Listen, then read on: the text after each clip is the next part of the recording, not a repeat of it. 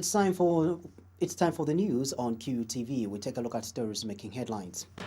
A 28-year-old man has been murdered on suspicions of having extramarital affairs with another man's wife in Kalomo district of Southern Province. Arbitral proceedings have begun in a matter. Zambia has been sued in the Permanent Court of Arbitration (PCA) by a Ganver of South Africa over an oil deal. Now the news in detail. A 28-year-old man has been murdered on suspicions of having an extramarital affairs with another man's wife in Kalomo district of Southern Province. Southern Province Police Commissioner Boni Kapeso has confirmed in a statement that Jafet Chilindile of Macraymond compound of Kalomo was killed on Saturday night. Mr. Kapeso has told Q News in a statement that this was after being hit with a steel bar by the woman's husband around 21 hours. He states that it is alleged that the two lovers were on the said night trailed by the woman's husband as they were heading to a bush with the view of allegedly having sex. Mr. Kapeso narrates that the husband had pretended to have gone out of town on a business trip for some days but came back the same day to investigate suspicions he had about his wife. He says it was after the man caught up with the two in the said bush that he attacked his wife's lover with a steel bar, causing 2 deep cuts on his head. Mr. Kapeso further says that the victim then later died in Kalomo District Hospital and that his body is now laying in the same hospital's mortuary awaiting post-mortem. He notes that the attacker, who has been identified as Gift Nambango, aged 26, is however already in police custody and is likely to be charged with murder. Arbitral proceedings have begun in a matter. Zambia has been sued in the Permanent Court of Arbitration (PCA) by oil trading company Ganver of South Africa over an oil deal. Energy Permanent Secretary Imelda Chola has confirmed that proceedings are being heard in London, United Kingdom. In an interview by telephone, Brigadier General Chola has told QTV News that the matter dates back to 2015 when Zambia refused to accept contaminated crude oil supplied by Ganver. Brigadier General Chola notes that in that year, the Zambian government had also terminated the contract it signed with Ganver to supply 100,000 metric tons of crude oil. She says that she could, however, not give any further details on the case as it is being handled by the Office of the Audit of the Attorney General under the Ministry of Justice. It is true, yes. We have been taken for the arbitration in London, yes, by Ganvo. You remember sometime in 2016, we got a cargo of contaminated crude oil and we terminated the contract. So that's where it's coming from. We have Ministry of Justice in it also. So this is why I would like to get some few points of how we should proceed in terms of media. Because they are the ones that are leading this procession. Because these issues that are in court are not something that should be commented on just like that, loosely. Please. A case list posted on the PCA website shows that the matter is pending and is on the nature of contract-based arbitrations and that an Citro arbitration rules 2010 the rules being used in the proceedings. In this case, Zambia is being represented by the Attorney General Likando Kalaluka, Joe Zmachela, and Francis Mwale, while Ganvo has Paul Taylor, Miranda Hinn, and Hugh Dickinson as its representatives. The arbitral proceedings began on the 16th of February 2017. We are looking at doing a lot of work in Water Development Permanent Secretary Eddie Chomba has been challenged to publicize his PhD to prove to the country that his qualifications are genuine. The Opposition Economic and Equity Party EAP President Chilofya Tali wants Bishop Chomba to be honest about his qualifications, as any dignified clergyman of his level can do amidst accusations. Mr. Tali says that the EEP has reasons to believe that Bishop Chomba is not as qualified as he claims to be. In an interview with QTV News, Mr. Tali states that unless Bishop Chomba proves otherwise, he will remain disgraced in the eyes of many Zambians. Mr. Tali has wondered what integrity can be left on Bishop Chomba to be masquerading with the title doctor when his qualifications are highly questionable. He says that Bishop Chomba must in this case publicize his qualifications, as keeping silent will not only disgrace him but also Zambia, which has been known to be a country that respects integrity. Where is the integrity of that Bishop Chomba to be masquerading as a doctor when his qualifications are highly questionable? We want him to come out. Can he come out? Can he show us? Can he prove to us that he's a qualified man? Sitting quiet, ignoring us when we are talking about this, does not only disgrace him, it also disgraces the government that is working for, which is the government of Edgar Lungu. It goes further to disgrace us as Zambians, as people who give, high-profile positions to fake people. As Zambians, when you're moving around, they say this is a country where, people with fake qualifications are able to get, high jobs in government. It is not acceptable. Can Bachomba tell us? Can he come and can he prove to us that his PhD is genuine? Otherwise, that man is fake. Where is the Anti-Corruption Commission ACC has been challenged to quickly institute investigations into corruption allegations leveled against former Zambia Air Force ZAF Commander Eric Chimese. Nevas Mumba-led MMD spokesperson Kefas Muguga is worried that the more the ACC delays the investigations, the more evidence is likely to be destroyed. Dr. Muguga has recalled that this has happened before in Zambia, where evidence to a crime has been tampered with due to delays by the ACC to institute investigations into the matter. He has told QTV News in a walk-in interview that the ACC should therefore be worried that it is delaying to probe General Chimese evidence could be destroyed. Dr. Mkuka states that on the part of government, it is also high time that it showed the Zambian citizen that it means war as far as the fight against corruption is concerned. He says government should not keep quiet when it matters the most on issues of corruption. So as they are delaying, sorry to say that evidence may be destroyed. So quickly they should start to investigate this case. And on the part of government also, I think it's high time they showed the Zambian citizens that they mean well in as far as the fight against corruption is concerned. Because so many things have happened, and many times that government has taken a role of a spectator, meaning to say that they have not said anything on such matters. And this has worried us as stakeholders as to why government decides to keep quiet when it matters most, that their voice has to be heard on such matters. So we challenge both government and SCCA to look at this issue. It's not the only issue, there are these other issues also which have been in the public domain. Still in our news, the Economics Association of Zambia, ESZ, says it is opposed to calls that government publicizes the term for the refinancing of the $750 million Eurobond. ESZ President Lubinda Habazoka says he does not personally think it will be wise for government to disclose the terms for refinancing of this bond. Dr. Habazoka says that disclosing the interest rates and tenures of the refinancing will jeopardize Zambia's ability to bargain in future, especially that this is not the first bond that will be refinanced. In an interview with QTV News by telephone, Dr. Habazoka says it will be difficult to negotiate for lower interest rates for the other two bonds if terms for the refinancing of the first bond are publicized. Dr. Habazoka, who is also director for the Graduate School of Business at the University of Zambia, however, says that government's debt acquirement should not be confidential. And Dr. Habazoka has observed that there is need to grow the Zambian economy in order to raise government revenue. He is of the view that this can only be done by government reducing taxes. Dr. Habazoka notes that if taxes are reduced in the short run, government will experience challenges in terms of revenue collection, but that people will become economically active.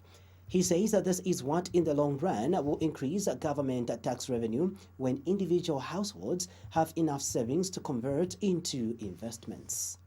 We need to grow the economy for us to increase government revenue, and we can only do that by reducing taxes. Yes, when we reduce taxes, in the short run, government will experience challenges in terms of revenue collection, but overall, people become more economically active, therefore increasing the amount of income they get, and in the long run, increasing government tax revenue. The only way we can grow capacity in this country is to make sure that households have enough savings that can be converted into investment. But as long as government keeps its taxes at this level, we will never see any economic development, because any tax above the 3% actually reduces government revenue in the long run. We need to grow. The Human Rights Commission, HRC, has called for fiscal representation of persons with disabilities in various national governance structures. HRC spokesperson Mwelwa Mleya says that this is in order to give them a sense of belonging and also promote an inclusive system of governance for sustainable development. Mr. Mleya says that the Commission received complaints from persons with disabilities countrywide that they felt neglected and marginalized in matters of governance. In a statement to QTV News, Mr. Mleya states that this was during the implementation of a project of empowering vulnerable groups to claim their rights, which has been going on since 2016. Mr. Mleya notes that during the implementation of this project, persons with disabilities called for an inclusive systems of governance that represented their needs and interests. He says HRC is thus also calling for effective and continuous enforcement of the Persons with Disabilities Act No. 6 of 2012 and for implementation of the 2015 National Policy on Disability. They want direct participation, and that the national development process should take into account if the persons with disabilities in terms of their nomination and appointment to positions of authority, such as members of parliament as well as cabinet ministers. We are glad as a Human Rights Commission that the 7th National Development Plan is being implemented within the spirit of the Sustainable Development Goals, which thrives on the principle of leave no one behind. And we believe that persons with disabilities are going to be included in various structures, that is districts, provincial and national development coordinating committees, as well as in various technical working groups and cluster advisory groups that are aimed at implementing the 7th National Development Plan, so that their special needs are taken into account. Zambians in South Africa have come together in business to form a company that will purchase a 15-ton truck and 17-ton trailer. The logistics business will take advantage of the corridor between Zambia and South Africa. The ZASA Sourcing and Logistics Pty Limited will be a trusted company that will deliver goods timely, efficiently, effectively, and where trust will be cardinal to success. Individual Zambians have been contributing 10,000 rand each towards the creation of the business. Board of directors of the company comprise of Binwell Keshim, William Mwale, George Zozi, Musonda Kapata, Margaret Angandu, and David Mwanza. And Zambia's High Commissioner to South Africa, Emmanuel Mwamba, who is also the patron of ZASA, welcomed the initiative. Mr. Mwamba says that the initiative is a good creativity, expressing optimism that it will help many Zambian nationals as it will add value to the country's economy. This is contained in a statement made available to Q News by First Secretary, Press and Public Relations in the Zambian Mission in South Africa, Naomi Nyawali. Lusaka-based politician Chris Chinda has added his voice in condemning the recent behavior of Lusaka Mayor Mao Sampa, who posted on Facebook pictures of himself brandishing a pistol. Mr. Chinda says Mr. Sampa should have done better than what he did, especially that he knows how cadres behave when they are excited. He says, as someone who once had higher positions in government, Mr. Sampa must tone down in his excitement and behave properly as everyone is looking up to him. Mr. Chinda states that confronting the cadres alone and later posting photos of himself with a gun was a serious lapse in judgment and sign of immaturity on Mr. Samba's part. And Mr. Chinda has appealed to all political parties taking part in September 16th by-elections to tame their cadres and not engage in political violence. He says that people's expectations are that the campaigns continue being peaceful as they have been so far.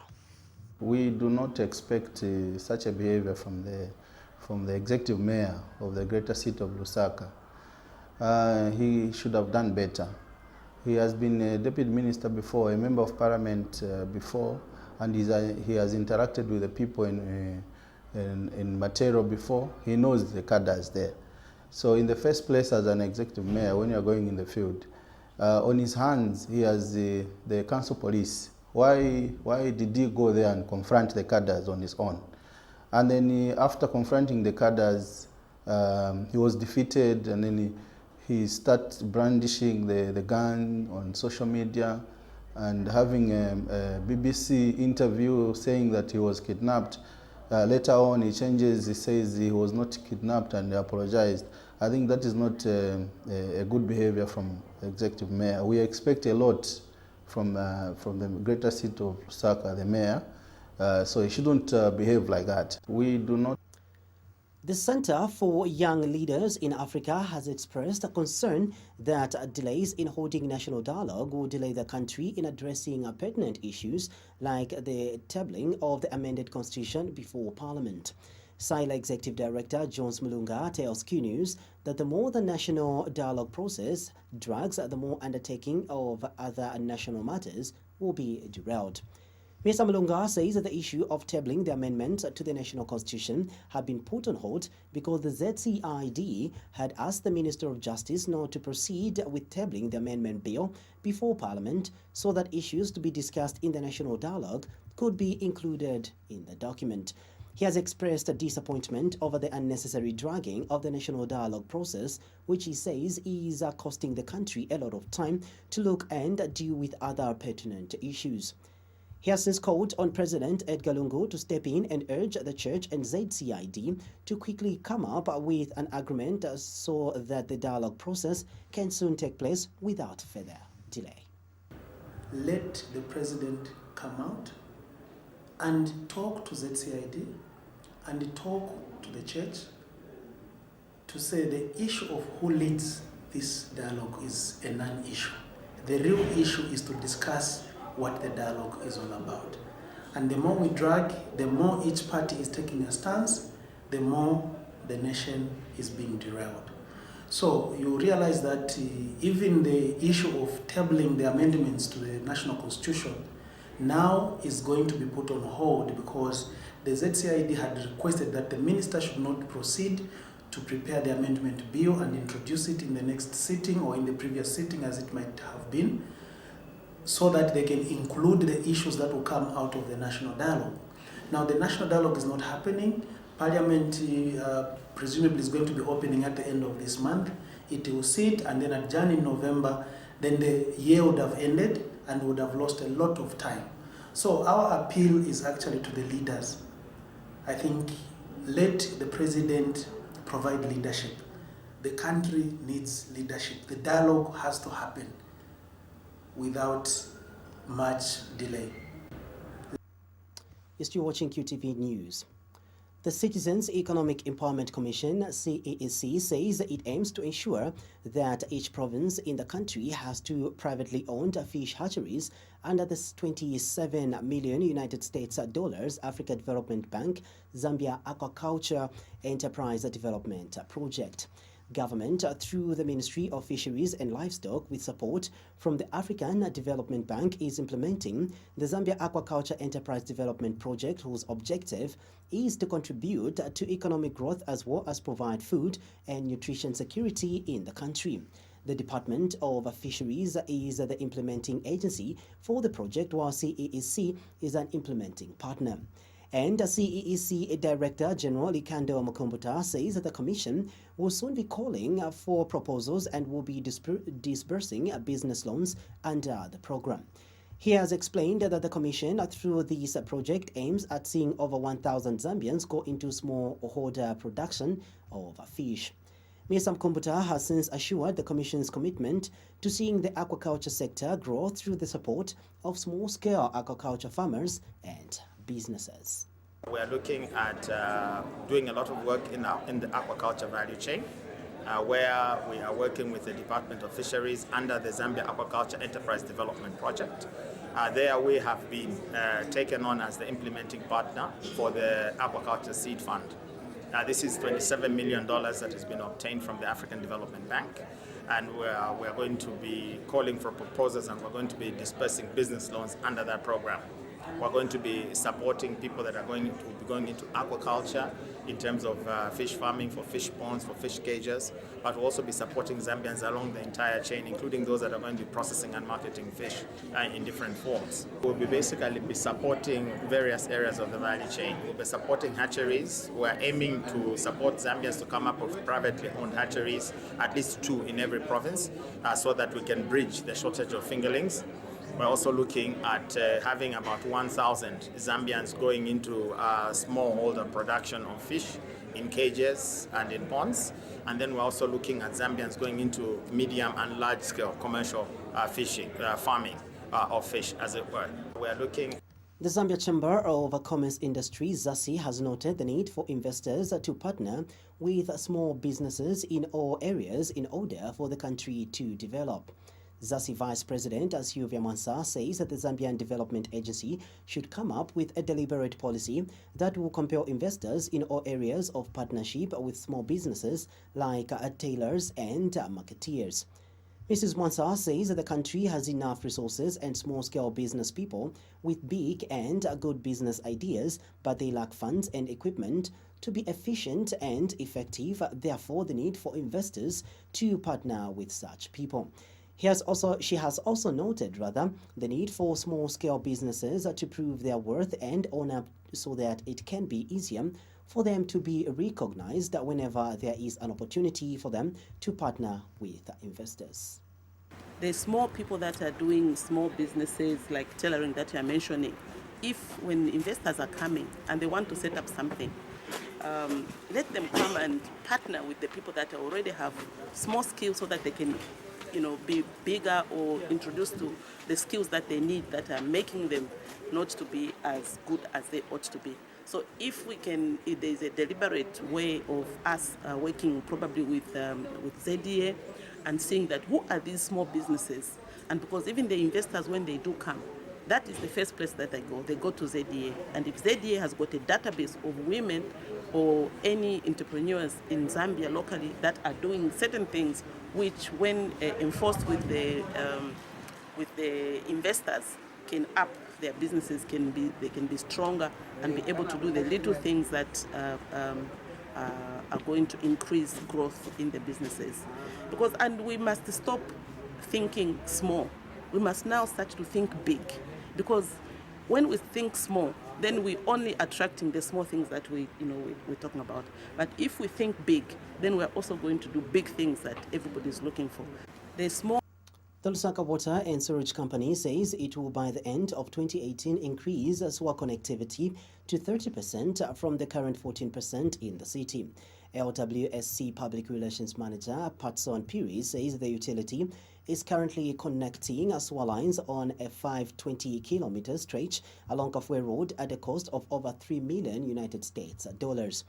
Mr. Piri explains that the sewer line being put along Kafue Road are expected to connect over 200 commercial properties. He says that the utility is concerned that the bulk of the city is not connected to sewers, a situation that is causing a challenge in the managing of underground systems by the utility company. He is optimistic that the sewer line connection project along Kafue Road and Emersdale area will be completed by the end of 2018 and will also increase access to sanitation services in selected areas of Lusaka and strengthen the Lusaka Water and Sewage Company's capacity to manage sanitation services. We have embarked on a program to connect Lusaka, some parts of the city of Lusaka to our sewer network. The The total distance we are going to cover under this particular project is 520 kilometers, which will be, this means basically that our current connectivity in terms of sewer is only 14%. When we connect this 520 kilometers, we will be reaching 30% of connectivity to sewer. We're excited because as a city, as Lusaka Water and Storage Company, we are concerned that the bulk of the city is not connected to sewer. This is causing a big challenge in terms of managing the underground systems, the aquifer. And so, in the area of Kafue Road, those heavy constructions that are going on now, most people think that we're doing road construction. No, we're not doing any other project. That is basically the sewer line. We're trying to connect those 200 properties, 200 commercial properties along Kafue Road to our sewer system. We have. On that note, we end the news. Be sure to join us for other bulletins later on.